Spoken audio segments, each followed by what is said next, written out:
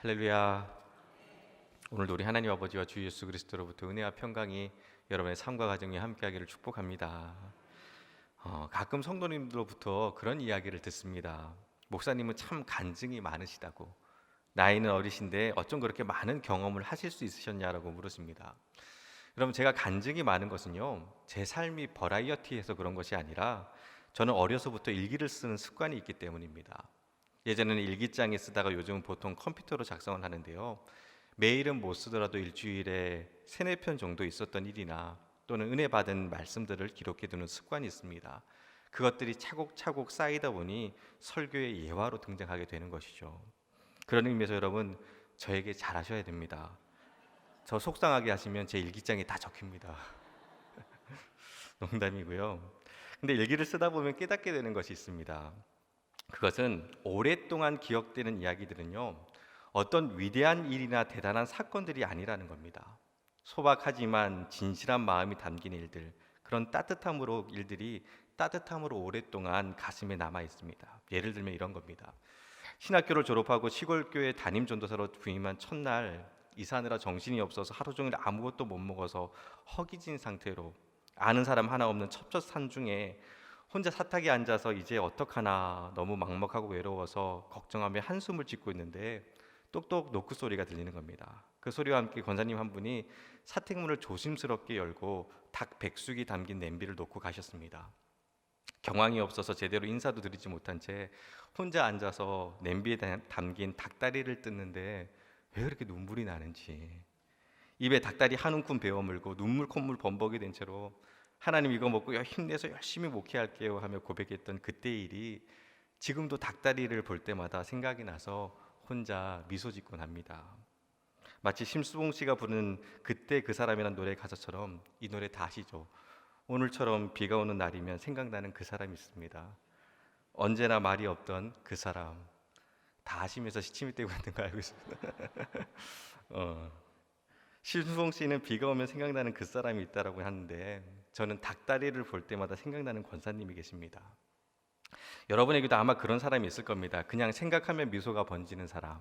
그런데 가만히 보면요, 가슴속에 오랫동안 기억되는 사람이나 이야기들은 결코 대단하거나 거창한 것들이 아닙니다. 작고 소박하지만 진실한 사랑과 마음이 담겨 있기에 오랫동안 아름다운 기억으로 남아있는 겁니다. 근데 여러분, 예수님도 마찬가지셨습니다. 오늘 말씀은 우리가 너무나도 잘 아는 예수님 앞에서 향유 옥합을 깨뜨린 한 여인의 이야기입니다. 내용은 이렇습니다. 베다니 나병 환자 시몬의 집에서 예수님께서 식사하실 때 한 여자가 300데나리온 이상의 값어치를 갖고 있는 향유 옥합을 갖고 와서 예수님 앞에 깨뜨립니다. 그 모습을 본 제자 중에 한 사람은 화를 내면서 이 귀한 향유를 왜 이렇게 허비하냐고, 이거 팔아서 가난한 사람들 도우면 더 의미 있게 사용할 수 있을 텐데 왜 이토록 어리석게 이 귀한 향유를 다 부어버리냐고 비난을 합니다. 이성적으로 생각을 하면 일리가 있는 말입니다. 예수님의 머리에 옥합을 부은 것이 나쁜 것은 아니지만 그 향유를 팔아서 더 의미 있게 쓸 수도 있었을 겁니다. 근데 오늘 말씀에서 보면요, 예수님은 오히려 이 여인을 향해서 좋은 일을 하였도다라고 말씀하시며 이 여인이 행한 일이 기억되기를 바라셨습니다. 우리 9절 말씀입니다. 우리 9절 말씀 같이 한번 읽도록 하겠습니다. 9절 말씀입니다. 내가 진실로 너희에게 이르노니 온 천하에 어디서든지 복음이 전파되는 곳에는 이 여자가 행한 일도 말하여 그를 기억하리라 하시니라. 아멘. 자, 그럼 왜 예수님은요, 이 여인이 행한 일이 기억되기를 바라셨을까요? 역시 예수님도 귀한 향유를 좋아하시는구나. 300데나리온이라고 하니 엄청 귀한 것일 텐데 그 귀한 것을 받으셨으니 너무 좋으셔서 그가 내게 좋은 일을 하였도다라고 칭찬하시며 이 여자가 행한 일을 기억하라라고 하신 것이구나라고 생각하시면 안 됩니다. 만약 주님이 단순히 300데나리온의 귀한 나드향이 좋으셨다면 절대로 베다니 나병 환자 시몬의 집에서 식사하지 않았을 겁니다. 오히려 예루살렘의 로마의 귀족의 집에 가셨겠죠. 그곳에 가면 300데나리온이 아니라 3000데나리온의 나드향도 받으실 수 있으셨을 테니까요. 근데 예수님이 기쁨으로 이 여인에게 받으신 것은요, 300데나리온의 향유가 아니라 자신의 전부를 주님 앞에 깨뜨릴 수 있는 여인의 마음이었고 사랑이었습니다. 물질의 가치가 아니라 마음을 이야기하는 겁니다. 그래서 오늘 저는 이 말씀을 통해서 예수님이 찾아가시는 곳은 어떤 곳인지, 그리고 예수님이 정말 기억하고 싶어하는 사람은 어떤 사람인지에 대해서 여러분과 함께 말씀을 나누려고 합니다. 먼저 오늘 말씀을 보면 예수님이 예루살렘 입성하기 전에 거하셨던 곳은 바로 베다니 나병 환자 시몬의 집이었습니다. 우리 3절 말씀입니다. 3절 말씀 우리 같이 읽도록 하겠습니다. 예수께서 베다니 나병 환자 시몬의 집에서 식사하실 때에 한 여자가 매우 값진 향유 곧 순전한 나드 한 옥합을 가지고 와서 그 옥합을 깨뜨려 예수의 머리에 부으니. 아멘. 여기서 베다니는요 히브리어로 천민의 집이라는 뜻을 갖고 있습니다. 그리고 아람어와 시리아어로는요 고통의 집이라는 뜻입니다. 고통의 집, 천민의 집이라 불리는 곳이 바로 베다니였습니다. 베다니는 가난과 고통과 질병에 찌들어 있는 소망이 없는 절망의 도시였습니다. 특별히 고대 베다니는요 한센병, 곧 문둥병에 걸린 사람들이 집단적으로 거기다 모아놓고 거기서 죽어가도록 방치하고 외면한 곳이었습니다. 가슴 아픈 고통의 도시였던 겁니다. 더군다나 오늘 예수님이 찾아가신 장소는 어디입니까? 바로 나병 환자 시몬의 집이었습니다. 절망의 땅, 고통의 땅, 아무도 찾고 싶지 않은 천민의 땅에 더구나 오늘 예수님이 찾아가신 곳은 그곳에서도 가장 절망적인 인생을 살아가고 있는 나병 환자의 집이었습니다. 여러분, 예수님이 찾아가시고 함께 하셨던 사람들은요 깨끗하고 정결한 곳, 거룩한 의인들이 있는 곳이 아니었습니다. 오히려 우리 주님은 낮고 천한 사람들과 함께 하셨고 모든 사람들에게 저주받았다고 무시하며 조롱하는 문둥병에 걸린 시몬의 초대에도 마다하지 않고 찾아가셔서 그들과 함께 떡을 떼고 빵을 쪼개며 그들과 함께 하신 분이십니다. 오늘 이것을 통해서 우리에게 주는 도전이 무엇입니까? 그것은 여러분 주님 앞에서 괜히 괜찮은 척 할 필요가 없다는 겁니다. 주님 앞에서 거룩한 척 하지 않으셔도 됩니다. 지금 나의 삶은 상처나고 더럽고 부끄러운 일들로 만신창이가 되어 있는데 아닌 척, 괜찮은 척 할 필요가 없다는 겁니다. 여러분의 삶 가운데 질병으로 몸부림치며 포기하고 싶은 그 베다니아와 같은 삶의 자리에 있다 할지라도, 사람들에게 당한 배신과 상처로 인해 마음이 다 깨지고 무너져 버린 것 같은 자리에 있다 할지라도, 또 온 힘을 다해 살았음에도 불구하고 실패와 좌절로 이제 다시 일어설 수 없을 것 같은 베다니아와 같은 자리에 있다 할지라도 우리 주님은 그 어떤 것도 마다하지 않고 찾아오셔서 우리를 만나 주십니다. 우리의 삶이 문드러지고 썩어 고름이 흐르고 냄새가 난다 할지라도 더럽다고 부정하다고 그 정도밖에 못하냐고 외면하고 비난하시는 것이 아니라 그 고난의 자리에 찾아오셔서 우리와 함께 떡을 떼며 함께 하시는 분이 우리 주님이신 줄 믿습니다. 그러니 제발 주님 앞에서 숨기지 마시고 감추지 마세요. 아프면 아프다고, 슬프면 슬프다고, 외로우면 외롭다고, 무서우면 무섭다고 여러분의 마음을 솔직하게 주님 앞에 다 쏟아 놓으세요. 그리고 도움을 구하세요. 함께 해달라고 주님을 붙잡으세요. 거룩한 척, 괜찮은 척, 점잖은 척, 고상한 척 하지 않으셔도 됩니다. 그러면 마가복음 2장에 보면요 죄인과 세리들과 함께 예수님이 식사를 하실 때 바리새인들과 서기관들이 어찌하여 세리와 죄인들과 함께 할 수 있느냐고 예수님께 따집니다. 그때 예수님이 이렇게 말씀하세요. 마가복음 2장 17절 말씀입니다. 제가 읽어드릴게요. 예수께서 들으시고 그들에게 이르시되 건강한 자에게는 의사가 쓸데없고 병든 자에게라야 쓸데가 있느니라. 나는 의인을 부르러 온 것이 아니라 죄인을 부르러 왔노라 하시니라. 아멘. 자, 여러분 여기서 질문입니다. 여러분은 의인이신가요? 죄인이신가요? 만약 나는 의인이라고 생각하신다면 그분에게는 예수님이 필요가 없습니다. 근데 여러분 오늘 이 시간 우리가 이 자리에 앉아 주님께 예배 드리는 것은 예수님이 필요하기 때문입니다. 우리는요 주님이 필요한 병든 자이고 죄인입니다. 마음이 아프고 육신이 아프고요 또 흔들리고 넘어지면서 살아갑니다. 오라 공고한 나는 공고한 자로다. 이 사망의 몸에서 누가 나를 건져내려라는 그 바울의 고백처럼 우리는 다 예수님이 필요한 존재들입니다.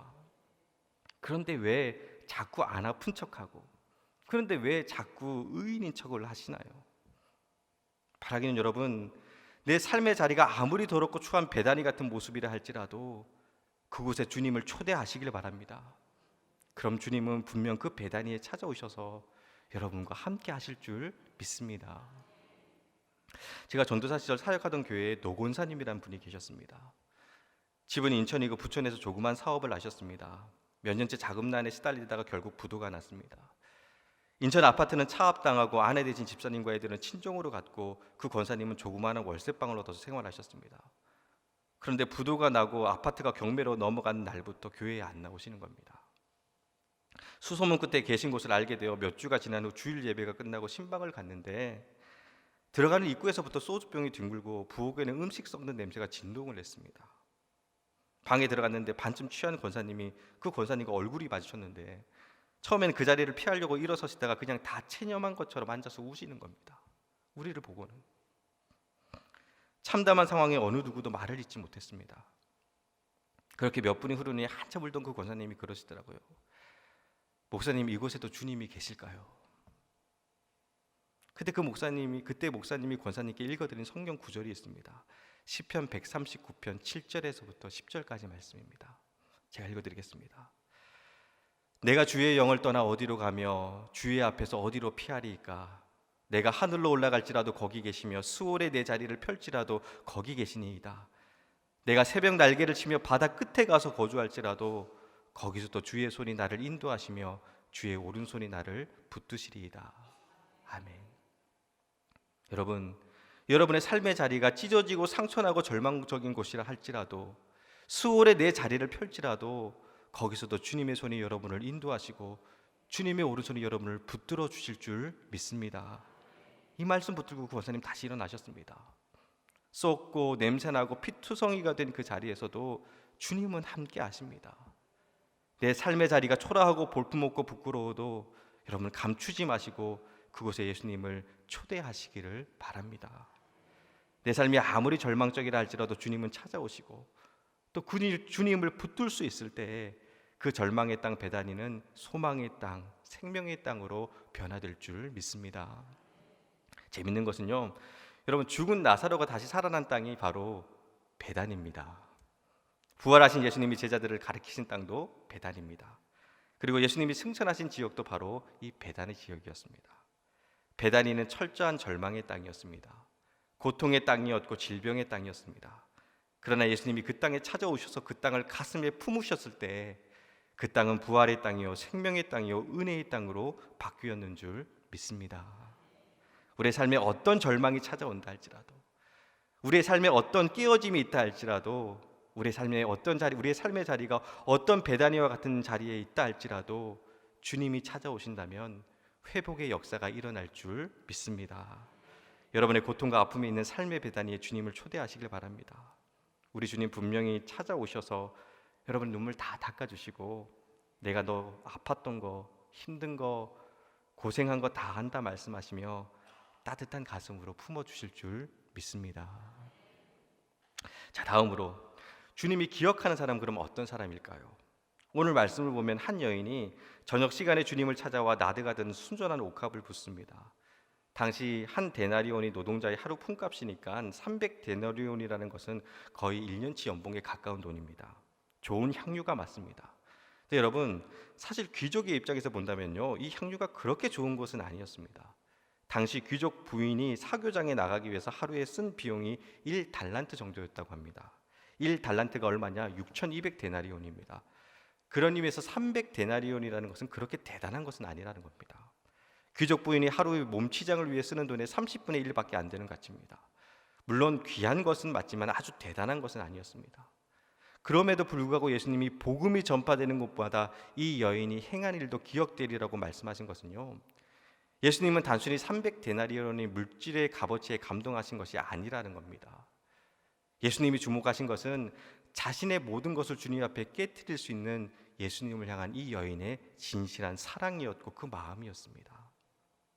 비록 귀족 부인들의 하루 영으로 쓰는 비용의 30분의 1밖에 안 되는 값어치의 향유지만 이 여인이 가난한 베다니 출신임을 감안해 보면요, 이 여인에게 그 향유는 자신의 전부였습니다. 지긋지긋한 이곳 베다니를 떠나 이제 좀 사람답게 살 수 있는 그녀의 삶이었고 미래였습니다. 그런데 그것을 주님 앞에 깨트린 겁니다. 지금 이 여인은 단순히 주님께 좋은 향유를 드린 것이 아니라 자신의 삶 전부를 드린 겁니다. 그것을 알기에 주님은 복음이 전파되는 곳마다 이 여인이 행한 일도 기억하라라고 말씀하신 겁니다. 이 여인에게 예수님은 전부였습니다.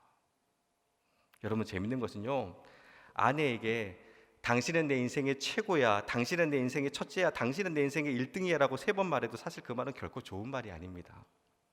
왜냐하면요, 가만히 생각해 보세요. 첫째라는 것은요, 둘째도 있고 셋째도 있다라는 말이고요, 1등이라는 말은요, 2등도 있고 3등도 있다라는 말입니다. 그렇잖아요. 그것을 대체할 다른 것들이 있다라는 겁니다. 따라서 진짜 좋은 말은요, 당신은 내 인생의 전부야 라는 말입니다. 그래서 저는 저희 아내에게 당신은 최고야 라고 하지 않습니다. 뭐라 할 거예요? 당신은 나의 전부야 라고 얘기합니다. 제가 이렇게 지혜롭습니다. 여러분, 비웃어도 상관없습니다. 저는 건강한 자아상을 갖고 있기 때문에 그런 것에 흔들리지 않습니다. 내 인생의 1등이라는 것은 비교해서 그나마 나은 것이 있습니다. 그것이 없다 할지라도 2등도 있고 3등도 있고 차선책이 있다라는 겁니다. 그러나 전부라는 말은요, 당신밖에 없다라는 겁니다. 여러분, 주님이 정말 우리에게 원하시는 것은요, 최고라는 말보다는 1등이라는 말보다는, 물론 우리는 그것도 못하며 살아가지만 예수님이 제 삶의 전부입니다라는 고백입니다. 사실 우리는 최고라는 말에 익숙해져 있습니다. 최고의 예배를 드리고 최고의 것을 바치고. 근데 여러분, 전부를 주님의 것으로 인정하실 수 있으시겠습니까? 예수님이 여러분의 최고가 되시는 것이 아니라 예수님이 여러분의 전부가 되실 수 있으신가요? 오늘 이 여인은 자신의 최고를 드린 것이 아니라 전부를 드린 겁니다. 사람들은 이 여인이 예수님께 부은 300데나리온의 향유에 초점을 맞추었지만 주님은 그녀의 삶을 받으셨습니다. 지금 여러분의 모습은 어떠신가요? 예수님이 여러분의 전부가 맞으시나요? 향유는 드렸지만 향기 나는 마음은 드리지 못하고 여전히 악취만 풍기고 있지는 않은지, 비싼 것은 드렸지만 사랑을 드리지 못했기에 그저 생색내기는 것에만 그치는 것은 아닌지, 여러분, 우리의 마음을 점검해 볼 수 있으시기를 바랍니다. 하나님이 정말 원하시는 것은요, 머리 쓰는 사람이 아니라 마음 쓰는 사람입니다. 향유를 300데나리온에 팔아서 더 의미 있게 쓰자면 머리를 쓴 가룟 유다는 그 좋은 머리로 3분의 1 가치밖에 안 되는 은 30세겔에 예수님을 팔아버렸고, 지금도 모든 사람들에게 저주받는 이름으로 기억되지만 그냥 예수님 사랑하기 때문에 바보처럼 향유 옥합을 깨뜨린 이 여인은 복음이 전해지는 곳마다 그녀의 아름다운 이야기도 같이 전해지고 있는 겁니다. 여러분, 주님이 기억하고 싶은 사람은요, 어떤 대단한 일을 행한 사람이 아닙니다. 부끄럽고 초라한 내 삶의 배단위에 예수님을 초대해서 연약하고 부족한 이 모습 이대로 주님 앞에 나아가 주님이 전부입니다 라고 수줍게 고백하며 눈물로 주님 앞에 향유를 깨뜨리는 사람입니다. 결국에는 진심입니다. 안타까운 것은요, 요즘 많은 그리스도인들이 이 진심을 잃어버린 채 믿음 생활을 하고 있습니다. 입으로는 주님을 사랑한다고 하지만 그 사랑의 고백조차도 때로는 습관적으로 드릴 때가 있습니다. 뭐랄까요, 절절함 같은 게 없어요. 예수님을 믿고 사랑은 한다고 하는데 예수님 없이도 잘 살 수 있을 것 같은 그런 모습으로 살아갑니다. 예수님이 내 삶과 가정의 주인이라고 하면서도 기도하며 주님의 뜻을 구하지 않습니다. 주님과 같이 내 마음 만지는 분 없다고 찬양은 하는데 정작 주님 앞에 내 부끄러운 치부는 다 감추고 또 정직하게 내 마음을 다 쏟아놓지도 못해요. 거룩한 것 같은데 예수님이 없어요. 여인을 향해 그거 팔아서 가난한 사람들 도우면 더 의미 있게 쓸 수 있는데 왜 그렇게 허비하느냐고 책망한 그 가룟 유대의 말처럼 말은 청산유수로 잘하는데 예수님의 마음을 몰라요. 근데 가만히 보니 그 모습이 바로 우리의 모습이었습니다. 안고 없는 찐빵같이 예수님을 사랑한다고 하면서 내 안에 예수님이 없습니다. 겉은 되게 세련되어졌는데 주님에 대한 목마름이 없습니다. 제가 전도사 시절 1년 정도 개척교회를 섬길 때의 일입니다. 새벽에 나와서 기도를 하는데 제 뒤에 정말 허리가 꼬부라지신 할머니 집사님이, 허리가 정말 이렇게 기역자로 꼬부러지셨어요. 그 할머니 집사님이 눈물을 흘리면서 기도를 하는데 제가 그 기도를 듣다가 온몸에 전율이 일어났습니다. 그 기도가 아직도 생생히 기억납니다. 하나님, 내 속에 선한 것이 하나도 없습니다.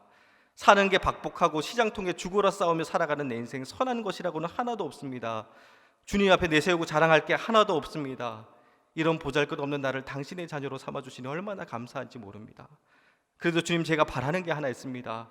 뭐 원하는 것은 따로 없습니다. 제가 원하는 것은요, 내가 예수님을 먹게 해주십시오. 내가 예수님을 마실 수 있게 해주십시오. 내가 예수로 배부르게 해주십시오. 소망 없는 제가 붙들 건 주님밖에 없습니다. 주님밖에 없습니다. 내가 예수로 먹게 하시고 예수로 마시게 하시고 예수로 배부르게 하옵소서라고 울면서 기도를 하시는 겁니다. 저는 그 기도 소리가 들려오는데 온몸에 전율이 느껴졌습니다. 그 할머니 집사님이 부천 시장에 좌판 깔고 미나리 깻잎 파시는 분이었습니다. 평생을 시장판에서 먹고 살아왔습니다. 허리가 휘어지도록 일하셨던 분입니다. 살기 위해서 억세게 자리 싸움 해야 했고, 열받으면 그리스도인인 거 다 잊어버리고 욕설하면서 싸워야 했고, 몸 아프고 힘들어 잠 안 오면 잠들기 전에 소주 한 잔 틀어 마시고 잠을 청해야만 했던 그런 분이셨습니다. 교회 봉사할 시간도 없고 주일 예배 겨우 드리고 나갔다가 어쩌다 비가 와서 장사 공치는 날이면 새벽기도 나오셔서 뒤에서 하염없이 울고 가셨던 그런 분이셨습니다. 그런데 그분 입에서 나오는 기도는요, 나는 죄인이고 나는 소망이 없고 내가 붙들 건 예수밖에 없고 내가 예수를 곱하고 예수로 목말라 하니 예수로 배부르게 하옵소서라고 기도하시는 겁니다. 장사 잘 돼서 이제 좀 편하게 먹고 살게 해달라고, 아픈 허리 고쳐주셔서 고생하지 않게 해달라고 그런 기도를 드리실 것 같은데, 내가 예수로 배부르게 하옵소서라고 기도하시는데, 그 기도 뒷때가 제가 앞에서 펑펑 울었습니다. 내가 예수로 배부르게 하옵소서. 그 말이 제 가슴을 쳤습니다. 저는 머리로만 알았습니다. 나름 그리고 의롭다고 생각을 했습니다. 이 정도면 되었다고 생각했습니다. 그런데 내 안에 예수가 없었습니다. 당연히 있다고 생각했는데 내 안에 예수가 없었습니다. 그런데 아무것도 모를 것 같은 분, 정말 저분이 예수를 알까 싶을 정도로 거칠고 투박했던 그 집사님은 오히려 치열한 삶 속에서 오직 예수를 고파하며 예수님만 붙들고 살아갔던 겁니다. 제 삶을 주님께 드린다고 큰 소리는 쳤지만 저는 예수님 없이도 살 수 있었는데, 그 집사님은 예수님 없이는 하루도 살아갈 수가 없었습니다. 왜냐하면 예수님은 그 집사님께 전부였기 때문입니다. 그리고 그때 주님이 그런 마음을 주셨습니다. 내가 원하는 게 이런 거라고. 말 잘하는 목사 아니라 주님 없으면 하루도 살아갈 수 없는 목사가 되라고. 그래서 나를 위해 향유를 깨뜨려도 하나도 아깝지 않다고 선포할 수 있는 그런 목사가 되라고. 내가 그것을 원하고 기뻐한다고 하시는 겁니다. 예수님을 위하여 크고 대단하고 위대한 일을 하며 주님이 나를 기뻐하실 거라고, 주님이 나를 기억하실 거라고 생각했는데, 주님은 오직 예수만 믿고 바라고 의지하며 살아가라고. 그래서 주님은 내 삶의 전부이시기에 주님 없이는 아무것도 아닌 인생이, 그런 인생이 되기를 바라셨습니다. 사랑하는 여러분, 예수님이 기뻐하시고 기억하는 사람은요, 주님밖에 모르는 사람, 그래서 주님 없이는 단 하루도 살아갈 수 없는 오직 예수 그리스도가 자기 삶의 전부인 사람인 줄 믿습니다. 말씀을 마무리하겠습니다. 제가 오늘 말씀을 준비하고 묵상하는 가운데 계속해서 제 마음에 들었던 생각이 있습니다. 그것은요, 주님이 홀로 걸어가신 그 고난의 십자가 길에 그래도 이 여인이 있어서 다행이다라는 생각이었습니다. 채찍에 맞아 피투성이가 되어 커다란 나무 십자가 지고 골고다 언덕 오르실 때, 대못에 두 손과 두 발이 못 박혀 살이 터지고 뼈가 깨질 그 참담한 고통 앞에서 우리 예수님 몸부림치며 울부짖을 때, 또 자신을 믿고 따랐던 제자들은 다 부인하고 도망쳤고, 얼마 전까지 종려가지 나무가지 흔들며 호산나 다윗의 자손 예수여라고 환호하던 사람들은 이제는 침 뱉고 돌 던지고 조롱하고 비웃는 그 처절한 배신의 자리에 있을 때, 그래도 예수님 자신의 장래를 위해서 자기의 전부인 향유를 깨뜨린 이 여인 때문에 그래도 예수님 행복하지 않으셨을까? 그리고 숨을 거두시기까지 이 여인의 진실한 사랑이 생각나지 않았을까요? 바라기는 우리도 그런 사람들이 되었으면 좋겠습니다. 예수님이 나를 떠올리며 미소 지을 수 있는 사람, 죄와 유혹이 가득한 세상이지만 그래도 너가 있으니까 다행이다 라고 말할 수 있는 그런 사람, 그런 주님의 기쁨이 되는 저와 여러분이 되기를 주님 이름으로 축원합니다.